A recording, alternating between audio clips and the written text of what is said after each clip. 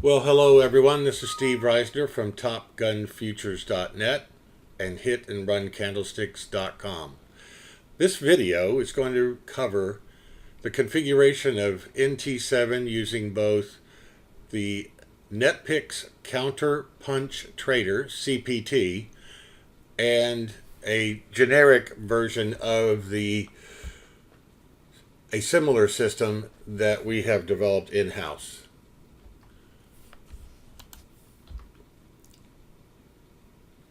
Want to remind you that there's futures trading open house through the 31st of August.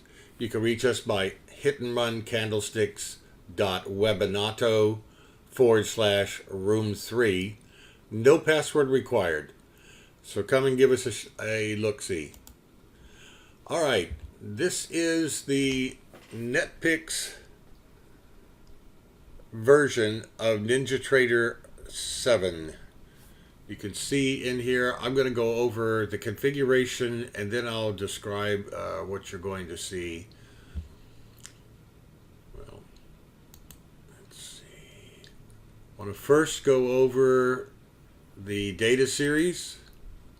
And the data series that we have is the tick trend 6, tick reversal 10, and a tick open offset of 2.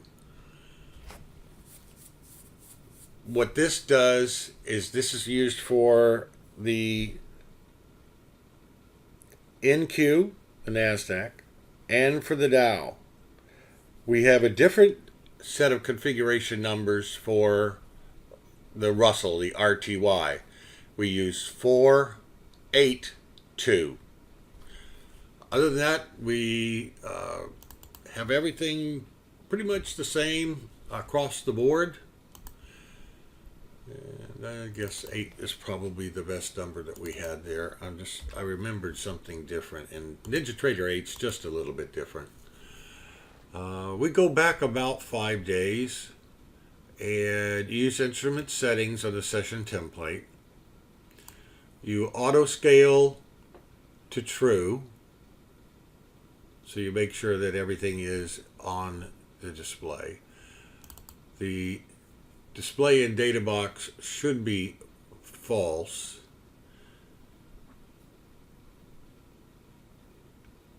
Price marker and plot session break line are both true.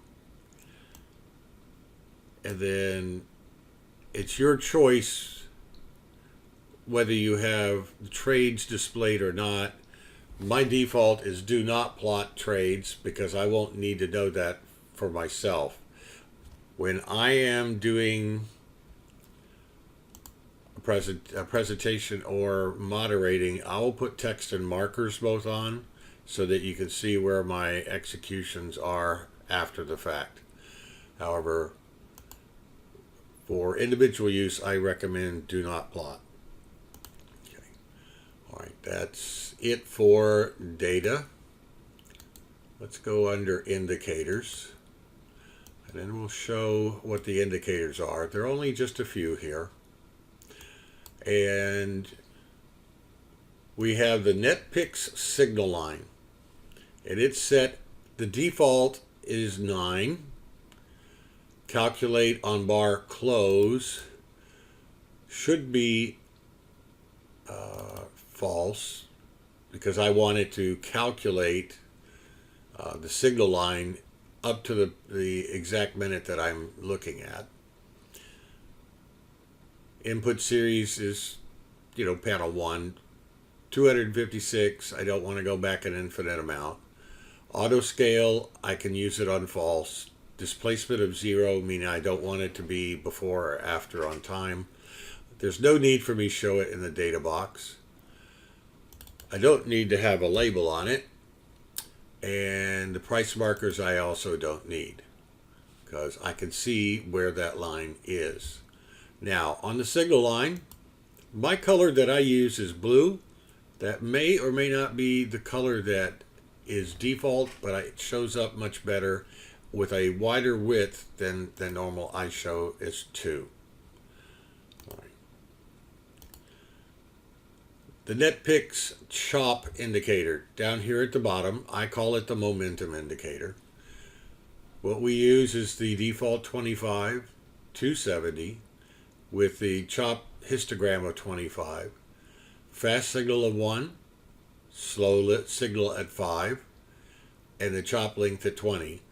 What the 5 does, that, and the 1 and the 5 basically tells us that we're 5 times higher than we're currently showing here are the two differences between the two lines. Calculate on bar close is false, so that I have it calculating in real time. Maximum bars to look back, 256 is fine. Auto scale doesn't matter because it's in its own pane. No displacement, not required to be in the data box. And let's get rid of the chop. Panel 2, price markers not required, although it's possibly you may want to show the data markers on the right hand side. It's your option. And then on the plots, taking standards straight out of defaults is fine. Now we're looking at the NetPicks ticks left. Okay, what I'm going to do now is I'm going to go hit apply, hit OK, and I'm going to go over here and turn this into a tick chart. So data series, Unirenko, tick, 150. I'll just take what it's got. I don't use that. And now you see over here on the right hand side where you see how many ticks and the percentage is left to go to complete this candle. So I'm going to go back to data series, Unirenko, 6, 10, apply, OK. I'm going to go back over here to where I was at around 11 o'clock. And I'm going to go back to indicators, and we'll pick up where we left off. And where we left off was on the ticks left. So ticks left, everything is fine, no label required. Want that to be blank as far as possible across the top. Auto scaling could be true or not true because it's going to be basically in the side. And price marker, I don't need the price marker to know where that is, so I can do it as false and hit apply. Okay, you won't see the tick marker because we're not in ticks, we're in Unirenko. Next we want to look at is the calculator, the NetPicks counterpunch calculator. Let's go all the way to the top now. I basically take everything straight out of the standard except start time. Out of the box, start time could be 0 for meaning it's constantly computing throughout the any time that there's data being fed, or it could be 8:30 meaning 8:30 Central. I like to put down 9:29 Eastern time because we open up at 9:30 because I don't want it to show me any calculations to the left of 9:29. Early in the morning from midnight until 9:29, it will basically be blank. What I'm looking for is a clean start from the time we open. Now I do it 1 minute to the left so that it actually picks up from the get-go, and that's what happened from the open. Trend is false, hybrid mode 1, directional 20. All these are standard entry offset, chase ticks, incremental, and incrementals, both of them are false. 0.25, incremental length of 11. Max bars for setup is 4. So if it looks like it's about ready to trigger an entry, it'll only go 4 bars, and then if it hits on the 5th or the 6th bar, it ignores it. So that's basically standard. So I've got all of these standards except for the possibility of target 1, a 1.0, target 2, a 1.5, and I have no min ticks for target 1. Target 3 would be 2. And I tell it to ignore small setups for target 3 of less than 10.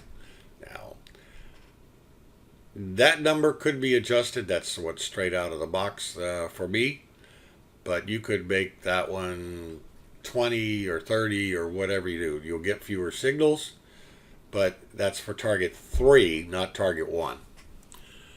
And min ticks of 7 before break-even stop. I'm not sure, but I think that one is actually a non-standard number. Begin trail, the multiplier is 0.5. That I believe is non-standard. Trailing length is 9. And that may or may not be standard. Minimum ticks for trail has to have 7.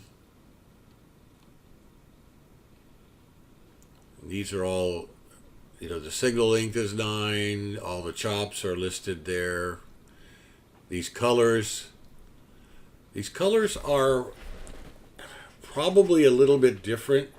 And it really doesn't matter what you use for your colors, because I don't personally care what kind of setup it is. Just the fact that it shows up. Now, the trail color of orange is one that I use there, and it may or may not be standard. Okay, those are all standard. IF03. All these are standard. Okay. Calculate on bar close. You have two choices here. You have true and you have false. On false, it would attempt to calculate on every tick / change in price. I'm not sure which. But what I do know is that if you do not set this to true, you set it to false, when you hit the apply and OK button, it will tell you and show you where you had any current setups. But going forward, it won't calculate any of them. I ran into that problem when I was attempting to make it calculate on the fly. So you've got to hit that one, the calculate on bar close, for the NetPicks calculator has to be in true. I just say auto scale off, display and data box. I really don't need that on. I don't really need that NetPicks calculator. Price marker for the calculator. Do I really need that? And all of these colors down here are standard. All right. I have a quick drawing by Ninjatrader, a free thing that allows me to have these one-click access to the drawing tools. Leave everything straight out of the box fine. The fact that you have true on auto scale, it doesn't probably matter one iota. I want to make sure that I don't have that listed there so I can have a clean chart. There's no price markers, so we hit apply. And we're good. All right. The NetPicks Counterpunch Moving Average. This is the 20 simple. This is the one that they judge the trend. Over here on this right-hand side, that is in green. The signal line is in dash blue. So I leave that at 20. Calculate on bar close. I do it as false. I want it to calculate on the fly. Now I can't do it with the signal, but I can do it with the moving average. I'll put auto scale at false. displacement at 0, display in data box false, so I got a clean data box. The direction up and down should be fine, and the net picks CMA, what I've got is Gainsborough. What I can do here is go to transparent and hit apply, so that it disappears, that the plot does not show up, because I don't want it to plot a line. So anything else you have in here is totally irrelevant when you have that as basically transparent. AMA opening range. Extend the OR plots until the close, yes. Pre-session and regular hours at first. Offset needs to be, if it's going to be at Eastern time, it's going to be plus 15 hours and 30 minutes. Opening period I put down as 5:00 hours and 5.05 minutes. I could care less what the other defined values are, because I'm not going to plot them. Calculate on bar close is no, it's false. Infinite look back, you could just do 256, it really doesn't matter. Auto scale, don't do it. Display in data box, false. Label, get rid of it. Price marker, false. It doesn't matter then what the scale justification is. You can show all of these display options, and your colors, you can choose which colors you want. The one that's most important is the royal blue and how much opacity you have to it. All right, and the plot of the mid-range, I basically have got dash, solid, solid, dot, label offset of 15, position on the right, font 8, 1, 1, width opening range of 2, preseason 1, opacity opening range of 2. Now, the thing is with this opacity, what you do, if you put it as 1, it'll be too faint. So let me show you what that does. Watch the blue box there when I put it to 1 and hit apply. It's very, very faint, and it will not show when I have the gray background and trying to display it over the internet. I've been told that it doesn't show up very well. Now, you may want to change yours to 1, but if you go to say 3 or 4 or 5, you hit there, and it's too dark in my opinion. It does jump out at me, but when I'm broadcasting and whatever, and it shows up a little too dark and can cover things up. Ideally for me is to put it at 2 or 1. Your call, your choice. All right. R squeeze. R squeeze, I use the Bollinger Band squeeze on squeeze style. I have no earthly idea what the other two are. Calculate on bar close is false. I want it to calculate as soon as possible. Auto scale doesn't matter. Displacement, display and data box, not required. Label of our squeeze, go away. Panel 3, price marker, yes, and scale to the right. The Bollinger Band squeeze, I use 20. I use the red and blue colors here and here. Bollinger Band standard deviations 2 and Keltner 1.5, momentum links 20. I use those. They tend to work. They're pretty fast. They're at a different speed than the momentum bars that's calculated by NetPicks. CCI period, I left it at 13 and 4. I left 21 and 3. I believe these Gaussian filter periods may have actually been adjusted from default. But we've got 21.3. The histogram momentum width is 5. So we could actually raise that to say a 7 or something like that, so the bars are wider, so they fill up right here at the bottom, and leave the colors as default. All right, hit apply. Next is the Chandelier Stock, and that's where we use a something that's non-standard for the default. 1.75 for the ATR multiplier, 20 for the ATR period. Reverse interbar is no, and use high-low is false. Calculate on bar close is false. I want it to calculate as soon as possible. All right. Auto scale can be true, can be false. It really doesn't matter. Displacement, display in data box should be false. Label should be blank. And that panel I changed from 1. It should be, yes, in 1. Price markers. I normally need to see a price marker for this on the side?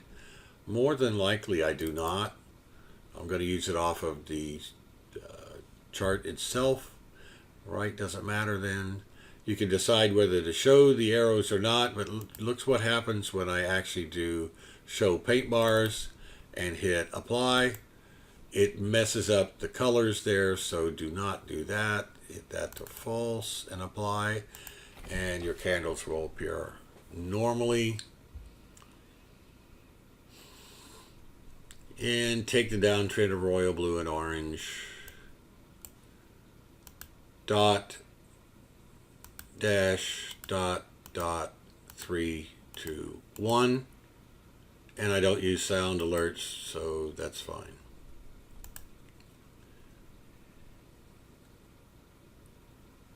And swings, the last one.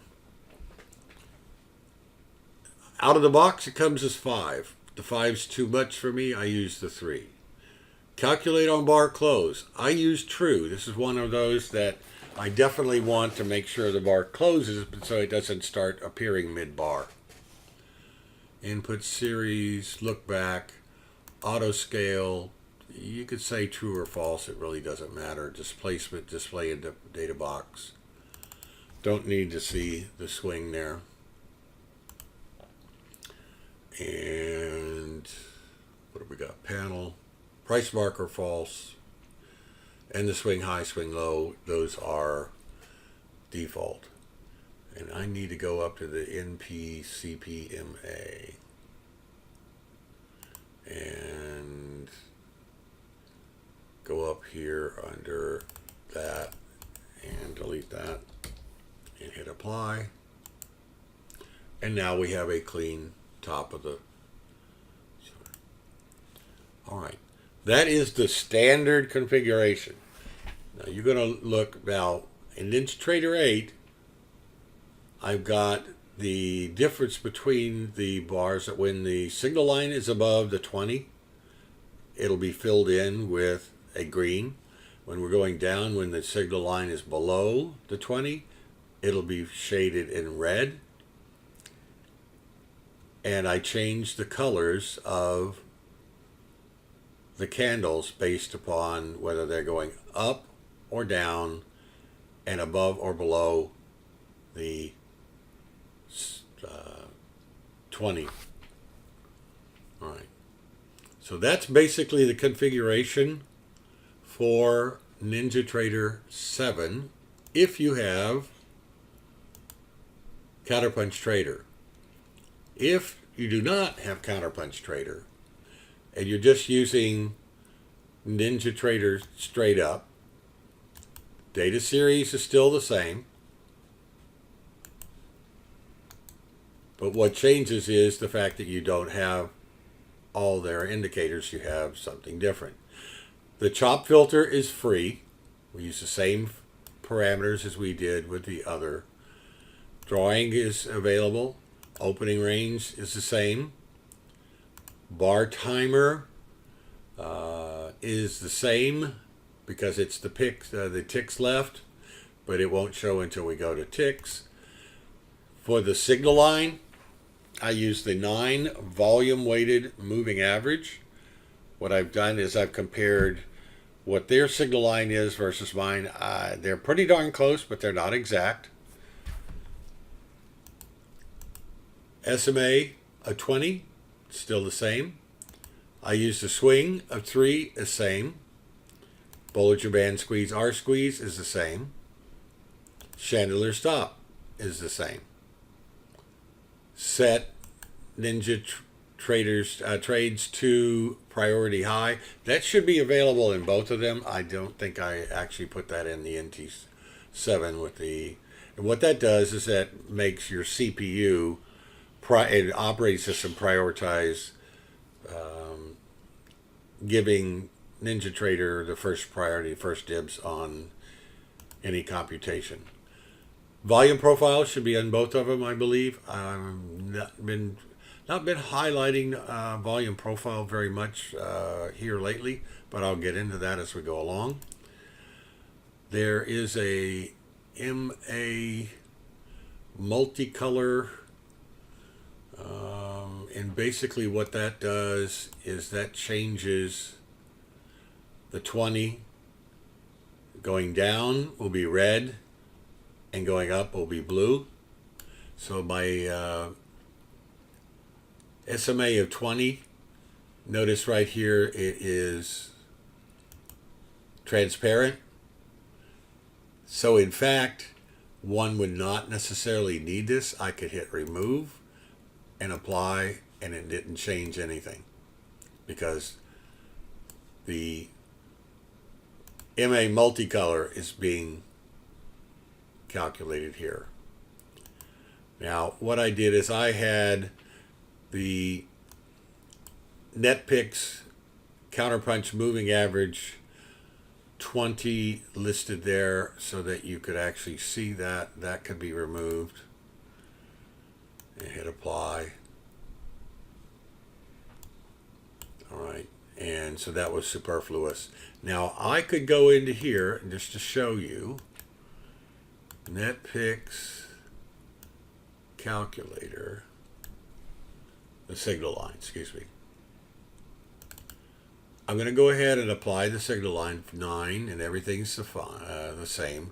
What I'm going to do here is I'm going to make it 3 and I'm going to make the color some bright orange or something like that that stands out. Okay, there we go. Gold, orange. Hit apply. Pull this out of the way. And now you can see where orange is the signal line. And the dashed magenta line is the 9 volume weighted moving average. And you can see that they're not the same. Now, I've attempted to do it. It's not a 9 EMA. It's not a 9 volume weighted moving average. It's something different. But it's a close approximation. All right, so I'm going to remove that and hit apply.